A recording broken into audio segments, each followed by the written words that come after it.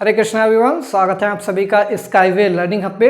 तो आज हम एक नया चैप्टर स्टार्ट करने जा रहे हैं बीएससी 6 सेमेस्टर मैथमेटिक्स वाले स्टूडेंट्स के लिए, जिसका नाम है मैट्रिक स्पेस। ठीक है, बेसिकली ये आपका एक बुक ही है बीएससी 6 सेमेस्टर के अंदर, बट ओल्ड जो हमारे पास सिलेबस रहता था जिसके अंदर रियल एनालिसिस होता था और मैट्रिक स्पेस, तो वहाँ पे ये मैट्रिक स्पेस एक कंबाइंड चैप्टर है। इसी चैप्टर के अंदर पूरा का पूरा मैट्रिक स्पेस दे रखा होता था एक सिंगल चैप्टर के अंदर। अभी क्या आपका सेमेस्टर पैटर्न हुआ है, तो सेमेस्टर पैटर्न में मैट्रिक स्पेस की अलग से बुक है जिसके अंदर 4 यूनिट्स हैं। ठीक है, और ये यूनिवर्सिटी वाइज डिफर भी कर सकता है, लेकिन जो रोहिलखंड यूनिवर्सिटी है MJPRU या फिर बहुत सारी ऐसी यूनिवर्सिटीज है जिनका सिलेबस मैच करता है। तो मैट्रिक स्पेस जो है 4 यूनिट्स में है। बेसिकली चारों यूनिट्स पहले कंबाइंड होती थी एक सिंगल चैप्टर के अंदर, तो इसलिए मैट्रिक स्पेस का यहाँ पर हम डिटेल में सारी चीज़ें डिस्कस करने वाले हैं। ठीक है, तो ये मैट्रिक स्पेस की फर्स्ट क्लास होने वाली है।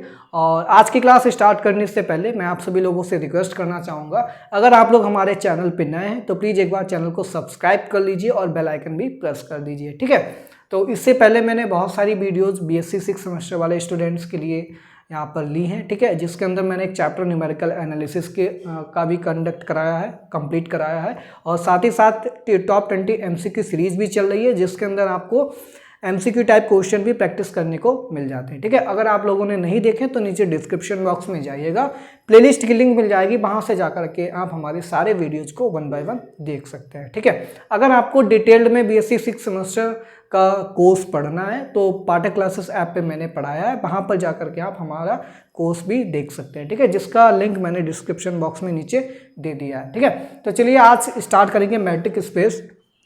तो आज फर्स्ट क्लास के अंदर ज़्यादा ब्रीफ में यहाँ पे डिस्कस करेंगे, ज़्यादा डिटेल में नहीं आज कुछ डिस्कस करेंगे। ठीक है, इंपॉर्टेंट जो भी हमारे पास इनइक्वालिटीज़ है सबसे पहले उनको आज की क्लास में हम कवर कराएंगे, क्योंकि यही इनइक्वालिटीज़ का यूज होने वाला है आपके जितने भी मैट्रिक स्पेस के क्वेश्चंस होंगे। जैसे कि हमारे पास डिफाइंड होगा एक मैट्रिक और किसी सेट पे मैट्रिक डिफाइंड होगी, बोलेंगे इसको प्रूव कीजिए मैट्रिक है।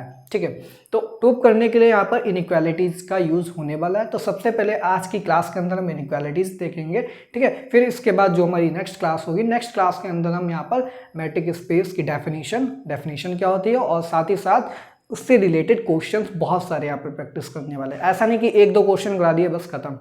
ठीक है, कम से कम 7-8 क्वेश्चन आपको यहाँ पर मैट्रिक स्पेस पे कराएंगे, बिल्कुल डिटेल में सब कुछ बहुत अच्छे से, इसलिए वीडियो को स्किप मत कीजिए, वीडियो को बिल्कुल लगातार देखिए कंटिन्यूसली। ठीक है, तो अगर हम मैट्रिक स्पेस की बात बाद में करेंगे, सबसे पहले डिस्टेंस फंक्शन जान लेते हैं। डिस्टेंस फंक्शन क्या होता है? अभी आपने क्लास 12th में बहुत अच्छे से पढ़ा रखा है। डिस्टेंस फार्मूला क्या होता है, किसी 2 पॉइंट्स के बीच में डिस्टेंस कैसे निकालते हैं। कोऑर्डिनेट्स होते हैं हमारे पास x, y, x1, y1, x2, y1, वहाँ पे डिस्टेंस निकालते हैं P1 और P2 के बीच में डिस्टेंस। तो P1 P2 equal to x2 minus x1 का whole up square plus y2 minus y1 का होल अप स्क्वायर, फिर पूरे का स्क्वायर रूट कर देते हैं। ठीक है, तो इस तरीके से डिस्टेंस फार्मूला आप लोगों ने पढ़ा है। अभी आप लोग यहाँ पे मैट्रिक स्पेस में एक फंक्शन भी आप लोगों ने बहुत सारे पढ़े हैं। यहाँ पर मैट्रिक स्पेस में एक फंक्शन का नाम आ रहा है डिस्टेंस फंक्शन। अब ये डिस्टेंस फंक्शन कुछ नहीं है, ये सिंपल है। 2 पॉइंट्स x और y हमारे पास है, उन दोनों बीच में जो डिस्टेंस है, ठीक है, हालांकि ये x y वेरिएबल्स हैं, इसलिए यहाँ पर x, y के टर्म में कोऑर्डिनेट लेंगे और इनके बीच की जो डिस्टेंस होगी उसको d से डिनोट करेंगे। तो ये dx/y हमारे पास क्या कहलाता है? फंक्शन। ठीक है, क्योंकि x, y यूज हो रहा है यहाँ पर और दोनों वेरिएबल्स हैं, तो आपको पता ही है, f लगा दीजिए वो भी फंक्शन हो जाएगा, d लगा दीजिए तब भी फंक्शन हो जाएगा। ठीक है, तो ये हमारे पास किस टाइप का फंक्शन है? ये हमारे पास डिस्टेंस फंक्शन कहलाता है, distance between x and y। ठीक है, अगर यहाँ पर आप ले लीजिए P एंड Q तो distance between P and Q हो जाएगा। बट यहाँ पर हम क्या डिनोट करेंगे? डिस्टेंस फंक्शन को dx, y से डिनोट करेंगे। ठीक है, यही dx, y का बेसिकली मैट्रिक स्पेस में बहुत सारा यूज है, या फिर यही कीजिए, यही आपका यूज होने वाला पूरे चैप्टर के अंदर। ठीक है, तो डिस्टेंस फंक्शन आई होप आप लोग समझ गए होंगे। 2 पॉइंट्स x, y हैं कोई, उनके बीच की जो दूरी है उसी दूरी को dx, y से रिप्रेजेंट करते हैं। ठीक है, अब यही जो दूरी है dx, y, इसी के फॉर्म में हम यहाँ पर इनइक्वालिटीज को डिफाइन करेंगे। ठीक है, सबसे पहली मोस्ट कॉमन हमारे पास ट्रायंगल इनइक्वालिटी आती है। ट्रायंगल इनइक्वालिटी जहाँ पर हमारे पास एक फंक्शन दे रखा है x, y। सपोज दैट आपके पास एक लाइन है।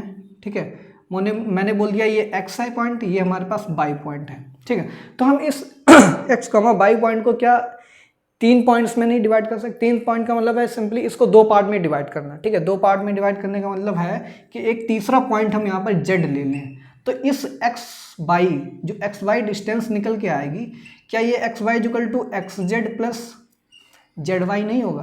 कुछ इस तरीके से हम लिख सकते हैं, ठीक है। तो सिंपली आप समझ गए होंगे, एक हमारे पास लाइन है कोई एक्स वाई, दो पॉइंट्स हैं, उनके बीच में कोई तीसरा पॉइंट ले लीजिए, तो x z plus z y मिला के ये सिंपली एक्स वाई ही दे देगा। तो इसी तरीके से ट्रायंगल इनइक्वालिटी क्या बोलती है, अगर डी एक्स वाई की डिस्टेंस हम निकाल रहे हैं, एक्स और वाई के बीच में जो डिस्टेंस निकाल रहे हैं, तो वो लेस देन इक्वल टू होगा डी एक्स जेड को ऐड कीजिए प्लस जेड वाई को ऐड कीजिए, ठीक है। तो डी एक्स और जेड के बीच में दूरी प्लस जेड और वाई के बीच में दूरी, तो ये इसके इक्वल होता है d x y less than equal to d x z plus d z y. अब आपके पास जो क्वेश्चन दे रखा है उसमें जेड पॉइंट नहीं दे रखा होगा, आपको जेड एज्यूम करना पड़ेगा, फिर इस इनइक्वालिटी को प्रूव करना होगा, ठीक है, जब भी मैट्रिक स्पेस के क्वेश्चंस को सॉल्व करेंगे, ठीक है। फिर इसके बाद एक सेकेंड इनइक्वालिटी आती है, if U and V be any two complex number. हमारे पास दो कॉम्प्लेक्स नंबर हैं जिनको हमने सिंपली u और v से डिनोट किया है, आप c1 c2 से भी डिनोट कर सकते हैं, हमने यहाँ पर u और v से डिनोट किया है, ठीक है। तो यहाँ पर c1 c2 या फिर z1 z2 कुछ भी डिनोट कर लीजिए। तो यहाँ पर modulus of u plus V upon 1 plus mod of u plus V, तो ये इनइक्वालिटी क्या बोलती है, लेस देन इक्वल टू होगी, मॉड u को एक तरफ लिख लीजिए, प्लस करेंगे मॉड b को एक तरफ लिख लीजिए। अब डिनोमिनेटर में क्या आएगा, 1 प्लस मॉड u के साथ आएगा, अब 1 प्लस मॉड बी वी के साथ आएगा, ठीक है। तो इस इनइक्वालिटी को ऐसे भी आप लर्न कर सकते हैं, mod of U plus B upon 1 plus mod of U plus B less than equal to mod U upon 1 plus mod U plus mod B upon 1 plus mod B, ठीक है। तो ये इनइक्वालिटी हो गई। फिर थर्ड इनइक्वालिटी, इसका नाम है कॉची-श्वार्ट्ज इनइक्वालिटी, ठीक है। तो ये आपके एमसीक्यू टाइप क्वेश्चन में बहुत ही इंपॉर्टेंट रहती है इनइक्वालिटीज। आपके एमसीक्यू टाइप क्वेश्चन में पूछा जा सकता है कि चार ऑप्शंस दे रखे होंगे, बोलेगा कॉची-श्वार्ट्ज इनइक्वालिटी कौन सी है। अगर आपको नहीं पता है तो आप कैसे यहाँ पर आइडेंटिफाई करेंगे, या फिर ये इनइक्वालिटी दे देगा, बोलेगा इसका नाम बता, कॉची-श्वार्ट्ज है, मिंकॉस की है, या फिर ट्रायंगल इनइक्वालिटी, किस टाइप की इनइक्वालिटी है। तो आपको पता होना चाहिए बाय नेम कौन सी इनइक्वालिटी है, कैसे होल्ड करती है। तो अगर हम बात करें कॉची-श्वार्ट्ज इनइक्वालिटी की, तो यहाँ पर एन टपल्स में दो कॉम्प्लेक्स नंबर लेंगे हम, ठीक है। पहला u है जिसका N tuple u1 u2 u3 un है, b दूसरा कॉम्प्लेक्स नंबर है v1 v2 v3, N tuple ये भी कॉम्प्लेक्स नंबर है, b2 intervals of complex numbers, ठीक है।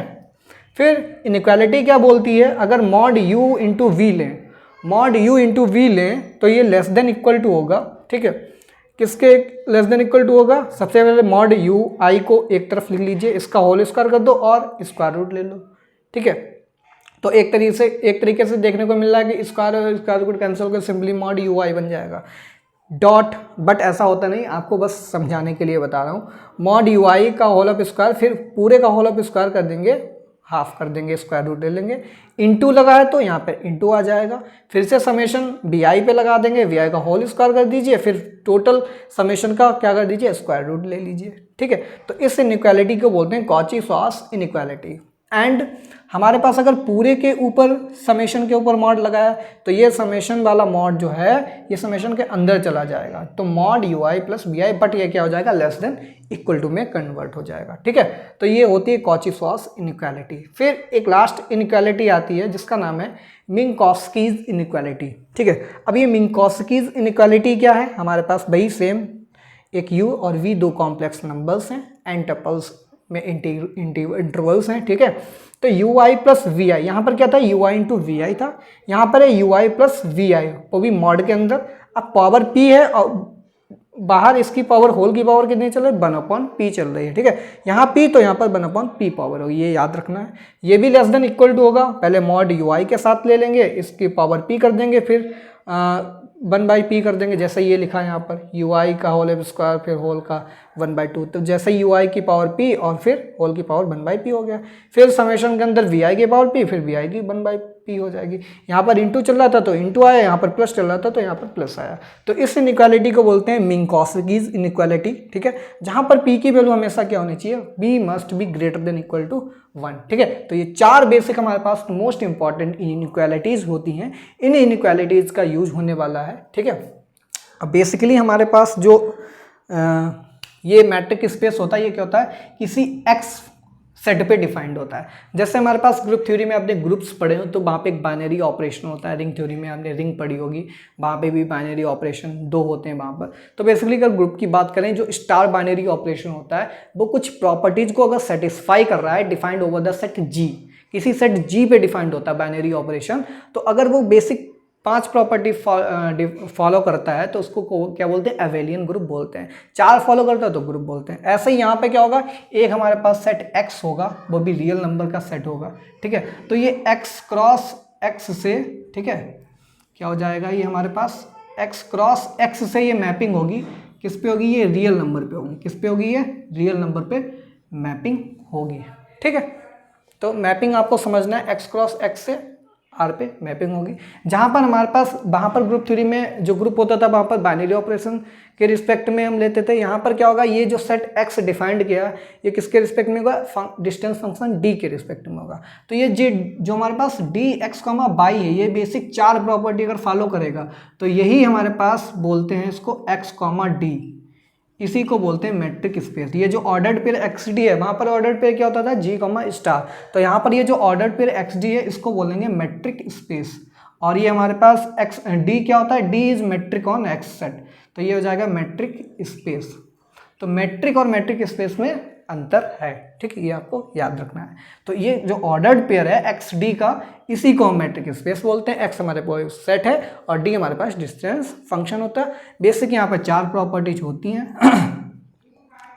पहली प्रॉपर्टी क्या होती है, जो डिस्टेंस फंक्शन है ये हमेशा पॉजिटिव होना चाहिए, यानी कि ग्रेटर देन इक्वल टू 0 होना चाहिए। फिर सेकेंड प्रॉपर्टी क्या बोलती है हमारे पास, dx, y, ठीक है, इज इक्वल टू 0 होना चाहिए, it implies x is equal to y, ठीक। फिर थर्ड प्रॉपर्टी हमारे पास क्या होती है, सिमेट्रिक प्रॉपर्टी, यानी कि dx, y is equal to dy, x। एक तरीके से जैसे कम्यूटेटिव लॉ होता है वैसा ही यहाँ पे होल्ड करेगा।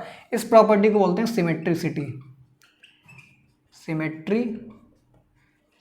ठीक है। फिर जो चौथी प्रॉपर्टी होती है, चौथी प्रॉपर्टी हमारे पास बेसिकली ट्राइंगल इनइक्वालिटी होती है। क्या होती है, ट्राइंगल इनइक्वालिटी।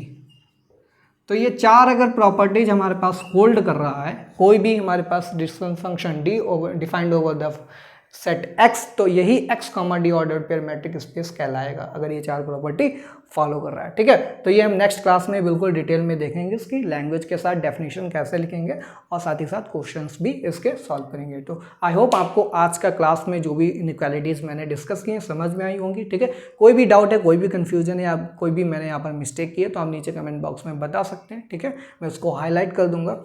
तो एक बार मैं फिर से आपसे वही रिक्वेस्ट करना चाहूँगा, अगर आप लोग चैनल पे नए हैं तो प्लीज़ चैनल को सब्सक्राइब कर लीजिए, बेल आइकन भी प्रेस कर दीजिए, ताकि आपको हमारे जो नेक्स्ट वीडियोज़ आने वाली हैं, नेक्स्ट क्लासेस होने वाली हैं, उनकी नोटिफिकेशन आपको आपके फ़ोन पे मिलती रहे, ठीक है। चलिए मिलते हैं सीधे नेक्स्ट क्लास में, तब तक के लिए thanks for watching, have a good day.